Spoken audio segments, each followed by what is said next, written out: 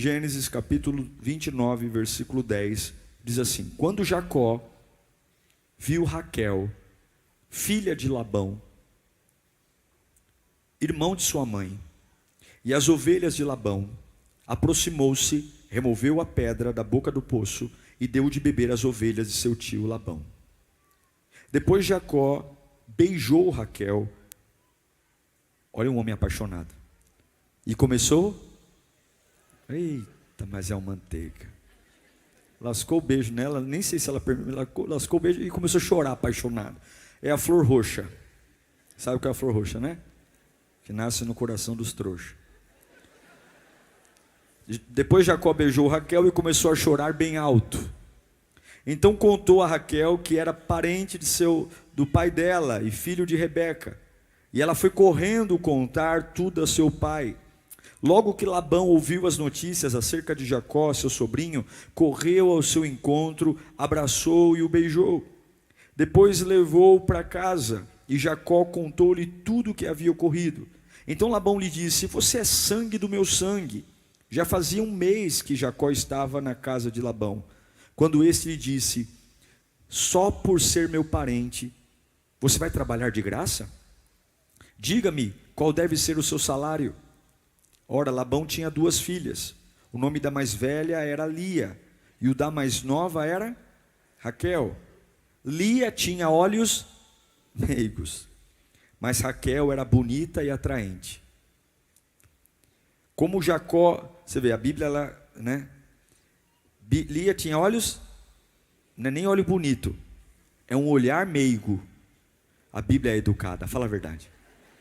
Para não chamar a Lia de feia, a Lia tinha olhos meigos. Então quando você vê uma pessoa meia desmaiada, fala: nossa, que olhar meigo você tem. Você tem um olhar super meigo, meu irmão. Como Jacó gostava muito de quem? Raquel. Disse: trabalharei 7 anos em troca de Raquel, sua filha mais nova. Isso que é amor, hein? É trabalhar sem ganhar salário, só para casar com a filha do homem. Labão respondeu: será melhor dá-la a você do que a algum outro homem. Fique aqui comigo. Então Jacó trabalhou 7 anos por Raquel, mas, olha um homem apaixonado, mas lhe pareceram poucos dias, pelo tanto que a amava. Eita glória! Então disse Jacó a Labão: entregue-me a minha mulher, cumpri o prazo previsto e quero deitar-me com ela. O homem está 7 anos trabalhando, né? E não tinha esse negócio de ficar não, igual é hoje. Test drive, tinha que esperar os 7 anos. O homem está ansioso pela lua de mel. Então Labão reuniu todo o povo daquele lugar e deu uma festa. Olha o 23. Mas quando a noite chegou, Jacó estava ali, meu Deus, é hoje. Oh, é hoje, 7 anos esperando. Mas Labão deu a sua filha Lia, a olhos meigos, a Jacó. E Jacó deitou-se com ela. Versículo 24. Labão também entregou sua serva Zilpa, a sua filha, para que ficasse a serviço dela. Quando chegou a manhã, lá estava Lia. Então Jacó disse a Labão: que foi que você me fez? Eu não trabalhei por Raquel, porque você me enganou. Agora vamos para o versículo 29. E Labão deu a Raquel, sua filha, sua serva Bila, para que ficasse a serviço dela. Jacó deitou-se também com Raquel, que era a sua preferida, e trabalhou para Labão outros 7 anos. Agora, preste atenção. Quando o Senhor viu, fala comigo, quando Deus viu. Quando o Senhor viu que Lia era desprezada, concedeu-lhe filhos. Raquel, porém, era estéril. Vamos orar? Espírito Santo de Deus, a tua presença é a nossa fonte de vida. A tua presença é a nossa alegria. E nós estamos aqui, Senhor, não porque a gente gosta, apesar de gostarmos, a gente precisa da Tua voz. Tem coisas acontecendo à nossa volta que nós precisamos de direção. Direção para não morrer, direção para não quebrar, direção para vencer o desânimo, direção para vencer a dúvida. Essas fraquezas que me corroem, que me rodeiam, hoje elas serão tiradas da minha vida. Fala conosco, Pai querido, em nome de Jesus. Bom, você conhece muito bem a família de Abraão. Jacó é neto de Abraão. E a família de Abraão é uma família muito importante para nós. Da família de Abraão vem toda uma descendência que chega até hoje. Eles são os grandes patriarcas, o Deus de Abraão, de Isaac e Jacó. Mas apesar de ser uma família muito importante, com patriarcas importantes, homens que da sua linhagem trouxe avivamento, mudanças, homens importantíssimos, a família de Abraão tinha um problema grande, gigantesco. A família de Abraão era uma família marcada por preferências, queridinhos. Abraão teve 2 filhos, Ismael e Isaac, mas Isaac era o filho preferido. Isaac teve 2 filhos, Jacó e Esaú. Esaú era o filho preferido de Isaac, e Jacó era o filho preferido de Rebeca. Jacó, que era o preferido da mãe, se casa, se apaixona por Raquel, mas aí o sogro trapaceia, porque ele não conta que só consegue casar a filha mais nova antes de casar a filha mais velha, coloca a filha mais velha no dia da lua de mel, e aí ele trabalha mais 7 anos, para se casar com a mulher que ele ama. Então ele tem 2 mulheres, Lia e Raquel, só que ele tem a mulher preferida. Raquel é a mulher preferida. Jacó tem 12 filhos, 12, mas ele tem um filho preferido. José é o filho preferido de Jacó.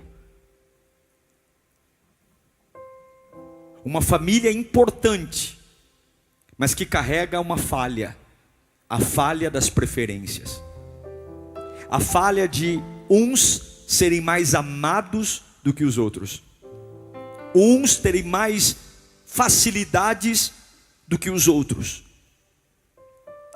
Mas nós temos um Deus maravilhoso, gente. Nós temos um Deus que é justo. Nós temos um Deus que não tem prazer na injustiça.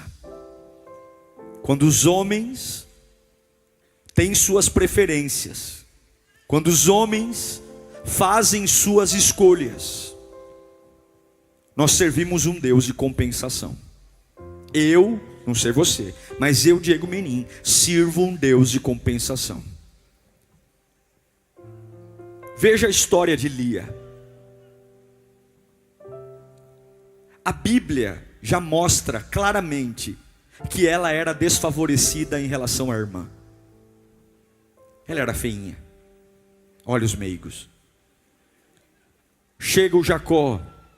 O Jacó, Raquel era tão bonita que no primeiro encontro que ele tem com Raquel, ele chora ao vê-la. Ele trabalha 7 anos por essa mulher, e a Bíblia diz que para ele 7 anos foram como dias. Um homem apaixonado é assim, não tem hora, não tem conversa de madrugada e dá seus pulos. Uma mulher apaixonada, Jacó estava apaixonado. Só que de repente marca-se o dia do casamento. Tem convidados, tem buffet, tem festas. Os casamentos judaicos não eram como o nosso, que você contrata 4 horinhas de festa, de buffet e acaba. Não, os casamentos judaicos demoravam dias. Só que de repente, na hora que Jacó vai se deitar, a noiva é levada para um espaço para se preparar. E normalmente quando o noivo entrava na tenda, a noiva já estava lá, vestida propriamente para terem o ato sexual. E Lia era uma convidada da festa. Só que em algum momento alguém pega ela pelo braço e diz assim: vem cá. Como assim vem cá? Vem cá. Peraí, como assim? Vem cá. Você vai entrar naquela tenda. Você vai se deitar com o marido da tua irmã. Por quê? Porque tem que ser assim. Ninguém perguntou para ela se ela queria casar. Ninguém perguntou para ela se ela gostava de Jacó. Ninguém perguntou se ela estava feliz com aquela situação. Porque tem situações da nossa vida que simplesmente pegam a gente pelo braço e nos colocam no meio de situações que nós nem queríamos estar. Estou pregando para gente ou para anjo aqui? Você já foi colocado no meio de uma situação que você não queria estar? Você já foi levado para enfrentar uma situação que as pessoas simplesmente te empurraram para ela? O problema não é seu, a situação não é tua, e jogam o problema no teu colo e dizem: se vira. E agora ela tem que estar lá deitada com um homem que está tendo relações com ela, pensando que ela é uma outra pessoa. E quando amanhece o dia, o homem com quem ela teve relações, quando olha para a cara dela, a única coisa que o homem sente é indignação.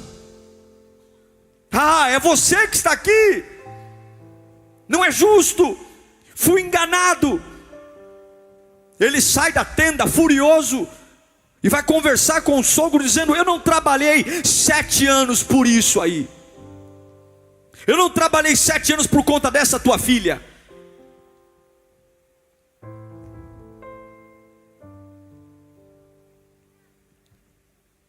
É a vida. Mas a minha Bíblia diz que Deus viu a forma como Lia foi tratada e a forma como Raquel foi tratada. Talvez Labão, o pai, nunca se deu conta do mal que ele fez para a própria filha. Talvez Jacó nunca teve um momento de reflexão para dizer: eu não posso tratar essa mulher desse jeito, ela não tem culpa nenhuma. Talvez ninguém teve um ato de solidariedade com relação a Lia. Mas a minha Bíblia diz que, vendo o Senhor como os homens trataram Lia, como Lia era rejeitada e Raquel amada, o Senhor interveio. Ele abriu o ventre de Lia e tornou Raquel estéril. Deus interviu numa família para compensar o que estava acontecendo. Eu quero dizer para você que talvez está no meio de uma luta tremenda, no meio de uma batalha onde você diz: não existe o mínimo de justiça no que eu estou vivendo, não existe o mínimo de compreensão do que eu estou vivendo, é uma agressão, é um absurdo. Eu quero declarar que existe um Deus justo no céu, que é fiel em todos os seus propósitos. Eu quero dizer aqui que existe um Deus que não tolera a injustiça, um Deus que não tolera cartas marcadas, um Deus que não tolera o desprezo, um Deus que não tolera a falta de respeito. A mulher que não tinha filhos naquela época era mal vista, era uma mulher como se não tivesse o favor de Deus. E Deus falou: já que Raquel tem o amor do marido e Lia não tem, então eu vou intervir. Sim, meus irmãos, Deus interveio numa situação porque Ele viu que alguém estava sendo injustiçado. Deus abriu a madre de uma e fechou a madre da outra, porque Ele viu que a injustiça estava imperando. Deus é um Deus que fica ao lado de Lia para compensar a maldade que estavam fazendo em relação a ela. Eu não sei se você está entendendo o que eu estou pregando, mas pode parecer que tudo está dando errado, pode parecer que a justiça não vai acontecer, mas Deus manda eu te dizer: fique calmo, porque a história ainda não acabou. Deus está vendo. Todo mundo aqui já assistiu algum filme que você começa a ver o filme desenvolver e dá raiva, dá vontade de pegar o controle e acelerar, porque não é possível que os ruins se dão bem e os bonzinhos vão ali apanhando e perdendo tudo. Mas você sabe que em alguns momentos isso tem que acontecer para dar emoção no filme, mas em algum momento as coisas mudam. Ah, se você tiver paciência. Ah, se você tiver paciência. Deus interveio na vida de Lia. E eu me pergunto, quantos estão aqui dizendo: pastor, eu não entendo minha vida, de repente virou tudo de cabeça para baixo. Ou de repente eu nunca fui o querido, eu nunca fui o amado, eu nunca fui o preterido, eu nunca tive como meu irmão sorte. Para mim tudo foi mais difícil. Não tive muito direito de escolha não. As pessoas foram escolhendo onde eu moro, com quem eu caso, com quem eu namoro. Eu simplesmente não tive muito direito. Eu sinto minha vida, uma vida um pouco amordaçada. Eu não sei para quem eu estou pregando, mas Deus manda dizer que isso não vai acabar assim. Isso não vai acabar assim. Eu me lembro de José no Egito. Quanto mais José era fiel, mais injustiça ele passava. Quanto mais fiel ele era. Era um negócio meio maluco, porque nós entendemos que a nossa fidelidade a Deus vai nos trazer honra, e é verdade. Mas quanto mais fiel ele era, mais pancada ele tomava. Ele foi fiel e honesto em contar para os pais e para o irmão o sonho que ele teve. O que aconteceu com ele? Ele foi jogado numa cisterna. Ele foi fiel na casa de Potifar. O camarada, ele foi vendido como escravo.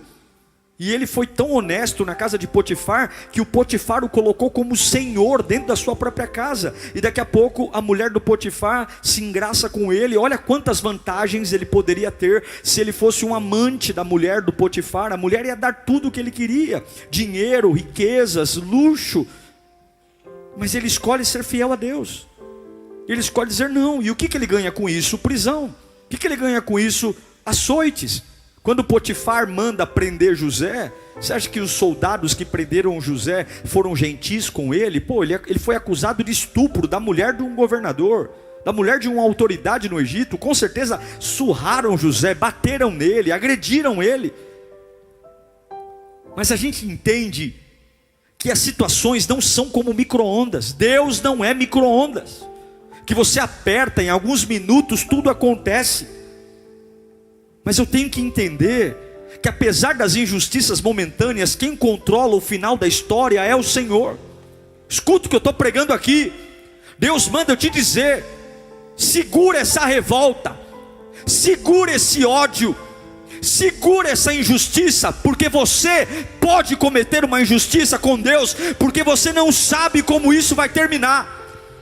Você não sabe, Deus está vendo, ó Lia, como estão tratando você. Deus está vendo como fazem questão de humilhar você. Deus está vendo como fazem questão de mostrar o quanto você é inferior, o quanto Raquel é linda, maravilhosa, e você só tem os olhinhos meigos. Mas há um Deus no céu que vê todas as coisas, e dele não escapa nada. Nada. José é jogado numa cela. Chega um dia que ele está lá na cela, barbudo, fedendo, com as unhas grandes, pés sujos. Mas alguém toca um telefone lá e fala: me falaram que tem um rapaz aí preso, que interpreta sonho, é mais ou menos uma mãe de Iná aqui do Egito. Quem é esse camarada? É aquele ali barbudo ali, ó. É aquele barbudo ali. Aí chegam para ele e falam assim: esse menino aí é... então o faraó teve uns sonhos aí, umas vacas gordas, umas vacas magras. E aí José abre a boca e fala: eu sei o que é isso, 7 anos de uma coisa, 7 anos de outra coisa. E de repente é isso aí. Falam: traz ele para cá, corta a unha dele, tira a barba dele, põe uma roupa nele. Por quê? Porque você vai ser a segunda maior autoridade do Egito a partir de agora. Um belo dia ele está sentado com as unhas grandes, barbudo, no meio de uma cela, e no mesmo dia Deus abre as portas e ele vai para um trono de ouro para governar todo o Egito, e a chave do celeiro está na mão dele. Sabe por quê? Porque isso não acaba como está aí. Você não sabe o que Deus está fazendo. Levanta as tuas mãos para o alto. Você vai olhar para o teu maior desafio, para a tua maior injustiça, e a tua alma vai gritar. Grite bem alto: isso não vai acabar assim. Fala bem alto. De novo. Olha aqui, ó. Você está aflito. Você está aflito. Pode aplaudir Jesus. Mas pastor, escuta aqui, ó. Deus não precisa do comércio aberto para te abençoar. Ai pastor, eu estou olhando os concorrentes, eu estou olhando lá, está um fechando, o outro está fechando. Deus não precisa do comércio aberto para te abençoar. Escuta aqui, ó. Deus não precisa do dólar alto ou baixo para cuidar das suas finanças. Escuta aqui, ó. Deus não precisa de apoio político para mexer na tua vida. Não precisa. Deus não precisa que você bajule ninguém. Deus não precisa de ninguém. Ele faz o que quer, como quer, e Ele manda te dizer: calma, cala essa boca cheia de dente e espera, porque isso não vai acabar assim. Eu vi Lia e eu vejo você. Eu sei como estão te tratando. Eu sei como você tem sido tratado. Não ache que é um sofrimento solitário, porque é isso que o diabo quer que você pense. Não ache que porque a tua alma grita, que você está nessa batalha sozinho, e é isso que o diabo quer que você pense. Eu estou sozinho nessa, ninguém me entende, ninguém me vê, ninguém me compreende. Isso é melancolia gerada no inferno. A Bíblia diz que quando o pai de Lia a abandonou, quando Jacó a desprezou, quando ninguém estendeu a mão para ela, a Bíblia diz que Deus viu que Lia era desprezada. E quando Deus vê, ninguém pode parar o que Deus vê. Quando Deus intervém, eu não sei para quem eu estou pregando aqui, mas você ainda vai rir do que te fez chorar. Oh meu Deus do céu, você ainda vai rir do que te fez chorar. Você ainda vai dizer: obrigado, Jesus, obrigado porque me chamaram de olhos meigos. Obrigado, Senhor Jesus, por aquele dia que eu não entendi nada. Porque Deus não é um Deus de desprezo, Deus é um Deus de justiça. Levanta a tua mão e diga: o meu Deus é o Deus da compensação.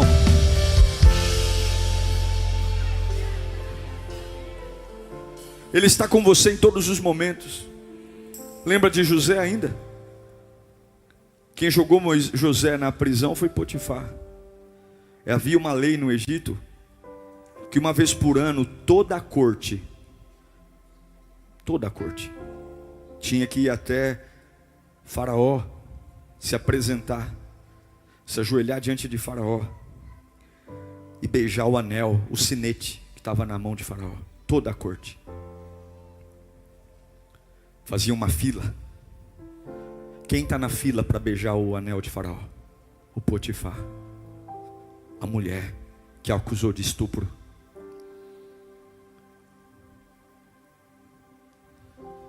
E quando Potifar chega próximo a Faraó para beijar o anel, quem está sentado do lado de Faraó?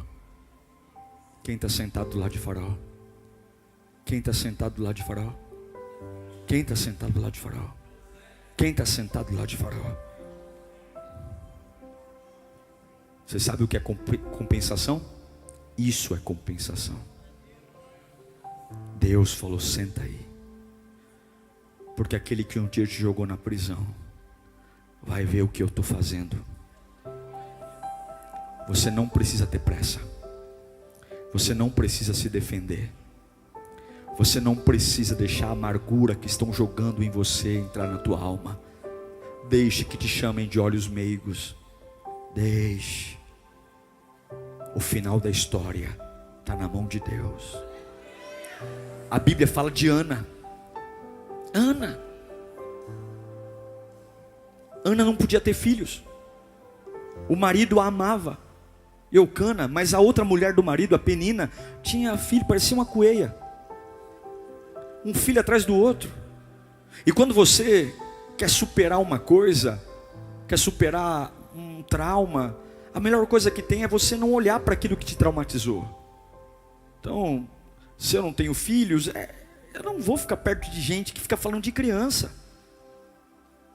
Se eu tenho um problema com alguma área, eu preciso ter um tempo para minha cabeça oxigenar. Agora, a outra mulher do marido todo ano paria, gente. Era cheiro de criança, era choro de criança. E a Bíblia deixa dizendo clara que a mulher de Eucana, a Penina, ela atormentava Ana pelo fato de Ana ser estéril. Era tão angustiante que o marido de Ana, ele oferecia porções maiores na hora do sacrifício. E ele um dia chegou a falar para ela: Ana, por que você está triste? Eu não sou melhor que 10 filhos. Mas não tem jeito. Tem feridas, irmãos, que o homem não consegue. A gente pode receber muito carinho, muito afeto. Tem buracos na alma que se não for o Espírito Santo não vai. E a Bíblia fala que Ana era atormentada. Ela é atormentada e acha que tem muito lugar que a gente pode ter problema, mas problema dentro de casa é o pior lugar. Imagine alguém dormindo no quarto ao lado, acordando para te infernizar, passando o dia te infernizando, expondo na tua cara: olha, eu tenho o que você não pode ter, eu sou a mulher que você não pode ser, eu consigo fazer para o meu marido o que você não pode. E a Bíblia diz que ela chegou um dia no templo tão atormentada, que ela faz uma oração que o próprio sacerdote Eli não consegue entender, porque é uma oração movida por gemido, por dor, porque tem hora que a injustiça é tão grande que nos falta palavras, tem hora que a injustiça é tão grande que não dá para orar bonito, não dá para orar legal, a gente parece que está meio bêbado mesmo, é uma mistura de choro com gemido, com palavra, e tem hora que a gente fala: ó, Espírito Santo, traduz aí, porque eu não sei mais o que eu vou falar aqui não, é muita dor, é muita injustiça, é muito sofrimento, é muita luta, é muita dor. Mas chega um dia que ela vai até lá, e Deus a olha, Deus vê, e Deus abre a madre de Ana. Ana teve, além de Samuel, mais 5 filhas. Mas o primeiro filho que Deus dá a Ana não é um filho comum. O maior profeta do Antigo Testamento saiu do ventre de uma mulher humilhada. O maior profeta do Antigo Testamento, o profeta que ungiu os reis de Israel, saiu do ventre de uma mulher humilhada. E todo ano, toda a congregação tinha que ir até o sacerdote para ser abençoada. A mulher que chorou se tornou mãe, basicamente, do presidente da república. Porque na época que não havia reis, os profetas conduziam tudo. Ah, se você tiver paciência. Se você puder esperar, você vai ver a glória de Deus. Ah, se você souber crer que Deus não é como homem. Ah, se você puder entender que Deus não vê como o homem vê, Deus não age como o homem age. Ah, se você entender, porque o nosso grande problema é lidar com o tempo, as humilhações, a minha idade, as cobranças de uma sociedade cheias de regras, de mitos, cheias de ritos. A todo tempo tenho que provar meu valor para os outros, a todo tempo tenho que me defender, a todo tempo tenho que provar quem eu sou. Mas saiba de uma coisa: Deus não está nem aí para isso. Se você tiver com problema com os outros, isso é um problema todo seu, porque Ele não vai mudar a sua essência para atender a sua humanidade. Deus não vai mudar quem Ele é para atender os seus caprichos. Quer comer manga verde? Coma, não reclama da dor de barriga, porque o que Deus tem para você, Ele não muda. Agora, como é que Deus compensa a gente? Como é que Deus muda a nossa vida diante das injustiças que a gente passa? Tem 4 maneiras que eu vejo as compensações de Deus na vida de um homem. A primeira delas, escute isso: quase nunca Deus vai compensar você através de quem você pensa. Deus não compensou Lia com o amor de Jacó. Deus compensou Lia com o filho. Algumas vezes a gente fala: ai Senhor, eu preciso ser compensada, usa o fulano para me amar. Algumas vezes a gente estabelece quem são as pessoas que vão vir até a nossa vida e compensar a nossa vida. Escute aqui, ó. Toda vez que você depositar suas fichas em alguém para compensar a sua dor, Deus vai usar outra pessoa. Toda vez que você fala assim: essa pessoa que vai me suprir,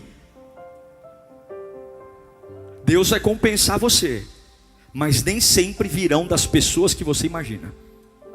Então para de colocar pôster de pessoa na parede, para de endeusar ser humano. Queira o favor de Deus e aceite o que Deus vai fazer. Ele vai te compensar, mas nem sempre virão das pessoas que você imagina. Não coloque Deus numa caixinha. Não coloque. Deus não segue o nosso padrão. E isso pode nos machucar seriamente. Ah, fulano vai me ajudar. Eu sei, Deus mandou o cicrano para me sustentar. Nossa, eu estou nesse problema aqui. Eu fui humilhado, mas agora eu fiz amizade com aquele ali. Aquele homem ali tem influência. Pare de dar nomes àquilo que você não sabe. Vai vivendo, vai adorando, porque você pode quebrar a cara. Vai vivendo. Para de querer ficar adivinhando de onde vai vir a compensação. Deus vai te compensar. Então não fica dando troninho para ninguém, não fica elevando ninguém às alturas. Para de se animar com os homens, se anime com a voz de Deus, porque Ele não muda, não falha e não volta atrás da sua palavra. E eu pergunto hoje para você, quem é a pessoa hoje que você está depositando a sua esperança?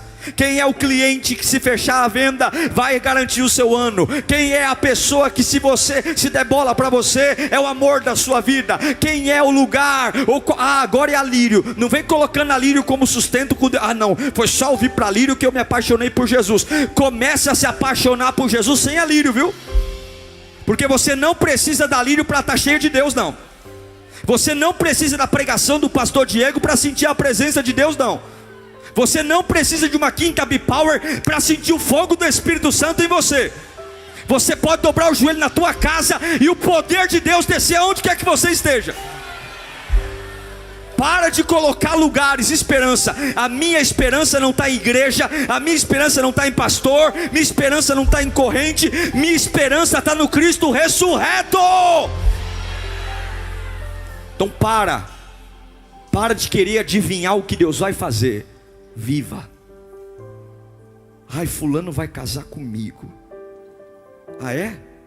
É você que salva a sua vida? Guarda isso. Muitas vezes a compensação não virá da pessoa que você imagina. Segunda coisa que eu aprendo na Bíblia: quase nunca a compensação virá do jeito que você pensa. Deus ouve a sua oração. Deus vê o que fizeram com você. Mas não necessariamente Ele vai resolver essa situação como você quer. E a pergunta é: está tudo bem para você? E se não for do jeito que você quer? E se Deus suprir a sua necessidade de uma forma diferente? E se você está querendo ser compensado com grana, e ao invés de Deus te dar grana, Deus te mantém humilde, cheio do Espírito Santo? Você quer colocar Deus num processo? Quantos estão vindo à igreja colocando os seus planos como prioridade, dizendo: estou vindo à tua casa, Senhor, está aqui, ó. Está aqui as 470 folhas do que eu quero. Deus vai compensar você. Deus viu o que fizeram com você. Deus sabe o que você enfrentou. Deus sabe, olhinhos meigos, o que fizeram com você. Agora não vai vir do jeito que você quer. Não vai vir. Tira o cavalinho da chuva. Para de se enquadrar em sistema. Para de querer colocar Deus numa forma. Deus não cabe numa forma. Se abra para o novo. Se abra para o especial. Se abra para aquilo que Deus vai fazer. Para de ser chato. Para de ser inflexível. Para de ser sistemático. Nem olhos viram, nem ouvidos ouviram, e nem passou pela mente humana o que Deus reservou para você. Nem sempre virá da pessoa que você pensa. Nem sempre virá do jeito que você pensa. Terceiro, nem sempre virá quando você pensa. Do dia que Lia foi envergonhada, demorou 9 meses para vir a honra. Não foi imediato. 9 meses para ela pegar um filho no colo e falar: olhem para mim com respeito. Ei, Jacó, eu não sou um objeto. Eu sou a mãe de um filho seu. Ei, pai, eu estou te dando o teu primeiro neto. Parem de me tratar como objeto. Olha aqui, ó. Deus me fez ter um filho, e a minha irmã queridinha não teve. Demorou 9 meses para ela poder dar um grito de honra. O que eu quero dizer para você é que Deus viu o que aconteceu. Deus sabe tudo. Só que Ele sabe quando você está pronto para receber. Ele sabe quando você está pronto para viver aquilo que merece viver. E sabe quando é que a gente está pronto? Quando a raiva passa. Quando aquela palavra amargurada no nosso coração vai embora. Ai, meu Deus do céu. Sabe quando é que Deus nos honra? Quando a gente para de dar piti. Quando a gente passa a adorar a Deus, mesmo só tendo olhinhos meigos. Olha para os olhinhos meigos que estão ao seu lado aí.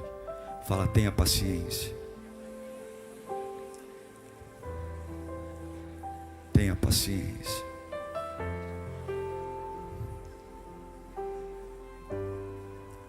Deus não se move por piti, Deus se move por esperança.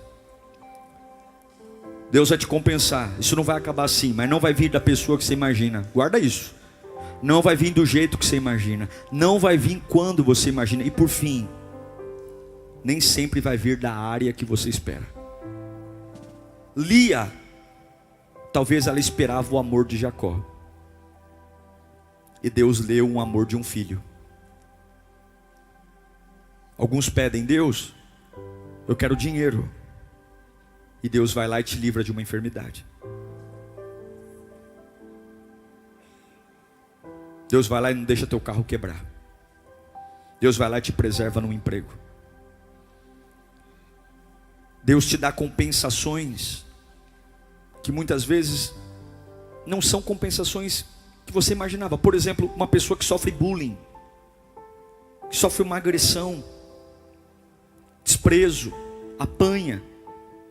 Qual é a restituição que essa pessoa espera? Que a pessoa que a agrediu morra, seja atormentada pelo resto da vida. Mas muitas vezes Deus te compensa te dando poder para você ensinar milhares de outras pessoas como superar tudo o que você passou, como ser bênção na vida de outras pessoas.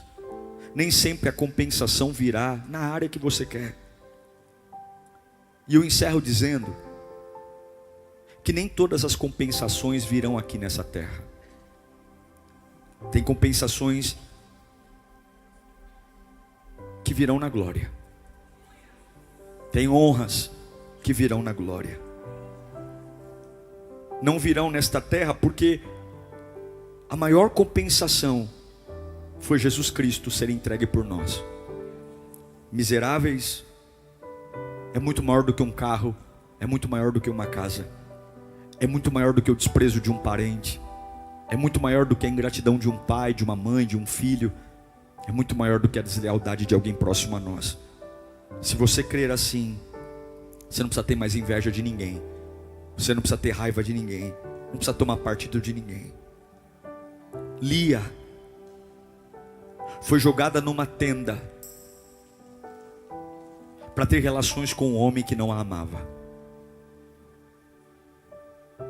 Lia passou uma noite inteira com um homem que achava que ela era outra pessoa. Lia, quando amanhece o dia, vê um homem que a usou o seu corpo, olhar para ela com indignação e dizer, não era para você estar aqui.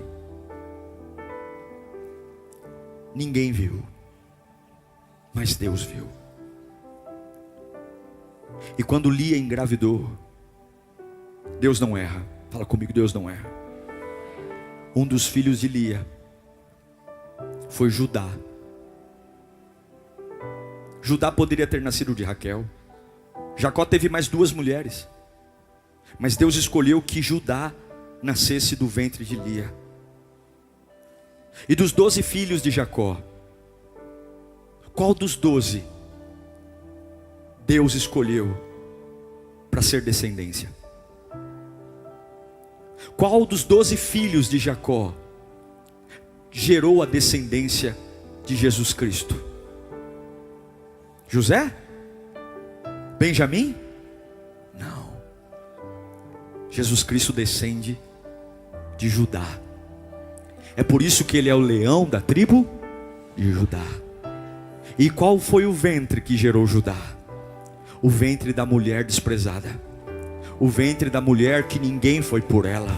O pai não foi por ela. O marido não foi por ela, ninguém se solidarizou a ela, mas há um Deus sentado no trono que vê a injustiça, que vê a dor, que vê o desprezo, e há um Deus que compensa. Eu quero declarar como profeta de Deus nesta noite: pode voltar a dormir em paz, porque isso não vai acabar assim, não vai acabar. O mesmo Deus que te chamou continua no trono, e Deus tem surpresas para você. Não coloque um ponto final onde apenas tem uma vírgula. Não limite o poder de Deus. Não fique imaginando desgraça, derrota, porque o Deus que você serve viu, o Deus que você serve vê, e o Deus que você serve tem poder e autoridade. Coloque a mão sobre o seu ventre. Eu declaro que de um lugar de vergonha Deus trará dupla honra. Eu declaro que aquilo que era para ser o seu fim será um começo glorioso. Eu declaro que Deus te surpreenderá.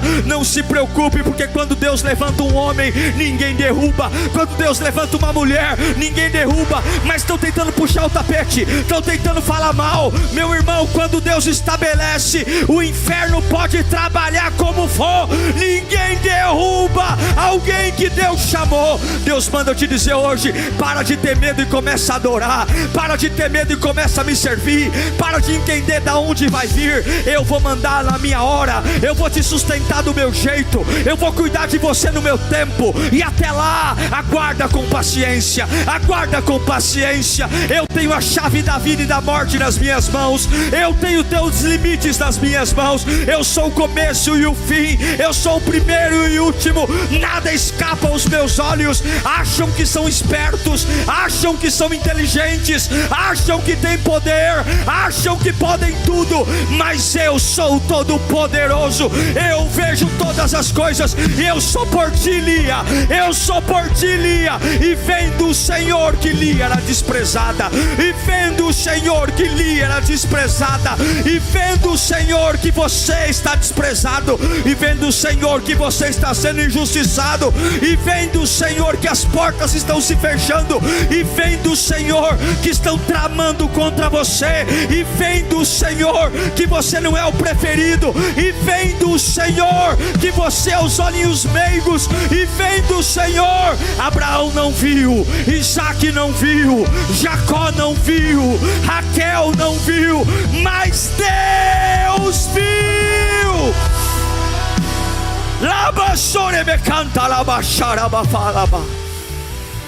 Deus viu. Levante-se desse vitimismo, curve sua cabeça.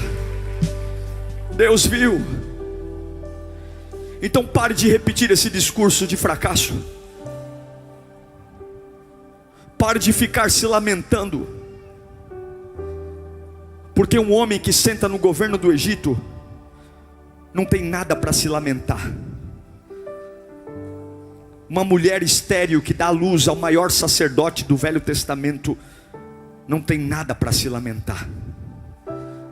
Uma mulher de olhos meigos, que quando engravida, dá luz ao filho que vai gerar a descendência que virá o Messias, não tem nada que se lamentar.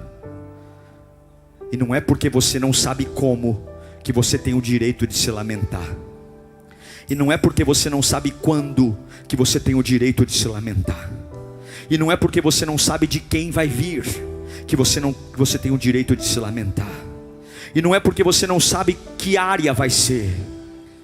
Eu só sei de uma coisa: Deus viu. Deus viu. Deus viu.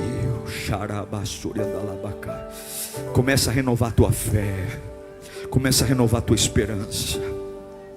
Não vai acabar assim, não vai acabar assim, não vai acabar assim, não vai acabar assim, não vai acabar assim. Deus vai te tirar dessa cela, José. Deus vai te tirar dessa cela, José. Deus vai te tirar dessa amargura, Ana. Deus vai te tirar, Elia. Deus vai colocar honra